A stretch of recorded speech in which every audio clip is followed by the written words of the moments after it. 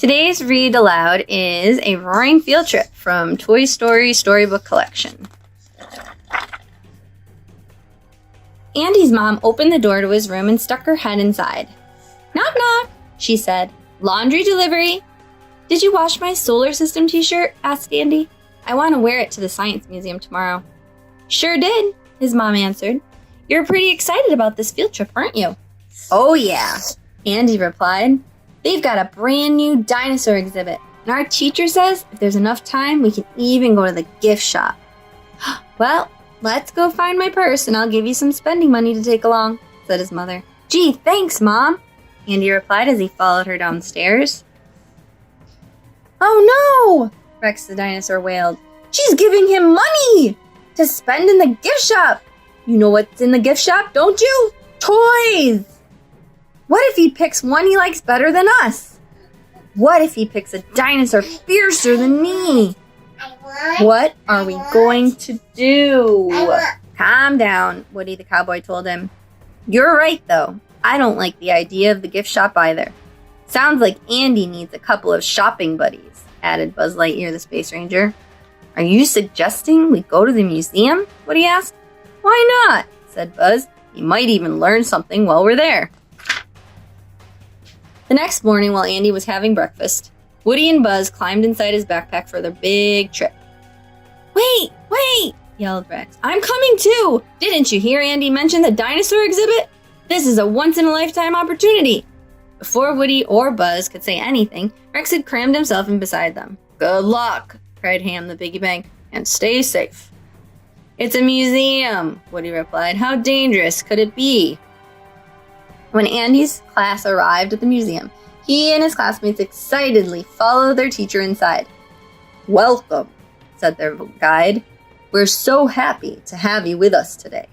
Before we begin our tour, I'll need you to put your backpacks in the coat room. You may pick them up at the end of your visit." The toys looked at each other in alarm. They felt the bag drop to the floor. When the shuffle of feet had grown distant, Woody opened the backpack. Sure enough, they were in the coat room, and Andy was nowhere in sight. "Well, that's that," said Woody. "I guess we're stuck here until Andy gets back." "I didn't come all this way to sit in a coat room," Buzz said. "Yeah, this is my one chance to learn how to be a fiercer dinosaur," Rex cried. "We just can't go running all over the museum," Woody said. Rex and Buzz unzipped the backpack and jumped out. Woody sighed. "If you insist on doing this, then at least let's think it through first," he said. "Good thinking, Woody," Buzz replied.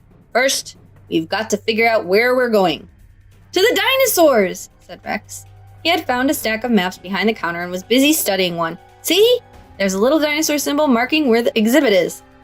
"Good work," said Buzz. "Now all we have to do is cover ourselves up with the map and make our way across the lobby."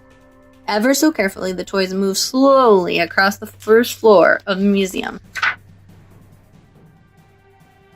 "There it is!" Rex said suddenly. In front of them, behind a huge panel of glass, dinosaurs roared, flicked their tails, and munched leaves. They looked real. "Oh my goodness! It's even more magnificent than I expected!" Rex exclaimed. "I've got to get a closer look." "No, wait!" called Woody, but Rex was already gone. Seconds later, Woody and Buzz watched in horror as Rex appeared behind the glass. "Look! A tour group!" whispered Woody. "Hide!" Woody and Buzz snuck into the exhibit and dove behind some plants, but Rex didn't have time to hide. Instead, he began to move stiffly in place, mimicking the other dinosaurs. "What kind of dinosaur is that?"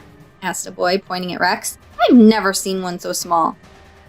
"I don't know," the tour guide answered. "It must be one of those newly discovered species."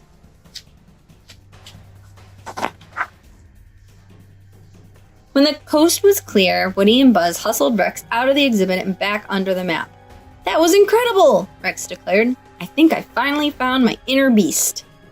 "I'm very happy for you," said Woody. "Now let's go back to the coat room."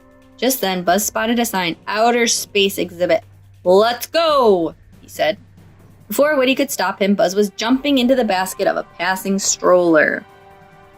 Woody and Rex dove into the tote bag of a woman heading to the escalator and soon caught up with Buzz outside the planetarium.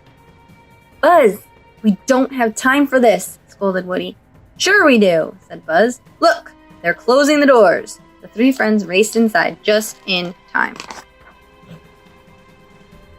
Phew, said Buzz when they were safely inside. The toys walked through the dark, empty theater and climbed into a seat. Suddenly, the ceiling lit up.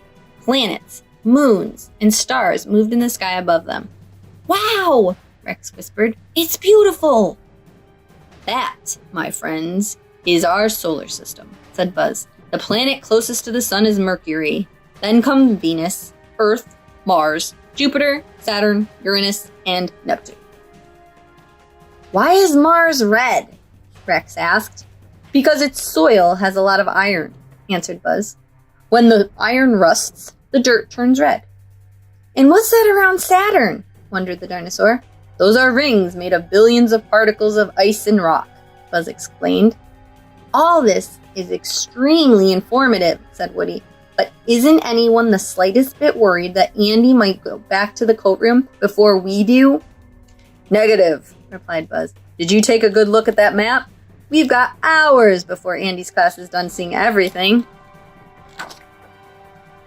The space show was longer than the toys expected. When it was over, a voice came on the loudspeaker. Your attention, please. The museum will be closing in 5 minutes. We'll never make it back there in time, cried Woody. The toys raced out of the planetarium. Andy's going to leave without us. No, he's not, replied Buzz. Not when we've got a spaceship. He pointed to a model suspended from the ceiling. Follow me. The rest of the museum visitors had emptied out of the second floor by the time Buzz led his friends in a mad dash for the escalator. Just do what I do, directed Buzz. He grabbed the handrail, rode it to just above the spaceship, jumped and dropped inside. Woody followed, but Rex froze. You can do it, Woody yelled from below. You're the king of the dinosaurs. I think I'm about to become extinct, Rex railed as he fell toward the spaceship. All right, said Buzz. Now all we have to do is watch the front door for Andy's class. Here they come, shouted Woody. Everybody lean forward, Buzz commanded. Slowly the spaceship started to move. Harder! Lean harder! He yelled. The spaceship picked up speed, zipping along the cable that attached it to the ceiling. Okay, said Buzz. We've got to wait until we are almost directly above Andy's backpack before exiting the ship. Exiting? Asked Rex. Don't you mean falling to our deaths? Now, shouted Woody. The spaceship was directly above Andy's open backpack. Abandon ship! The toys jumped. Seconds later, they landed softly on the sweatshirt Andy had shoved inside his backpack that morning. Thank goodness that child is never cold, Buzz said. Look, said Woody when they were safely tucked in the backpack. A bag from the gift shop. What's in it? Rex asked nervously. The toys all looked at the bag, wondering what was inside. There's only one way to find out, Woody finally said. Slowly, he opened the bag. Well? Buzz asked. Woody broke into a grin. What do you know? It's a big roll of stickers, he exclaimed. Now that's what I call a good choice, Rex said. Good? Buzz replied with a smile. It's out of this world! The end.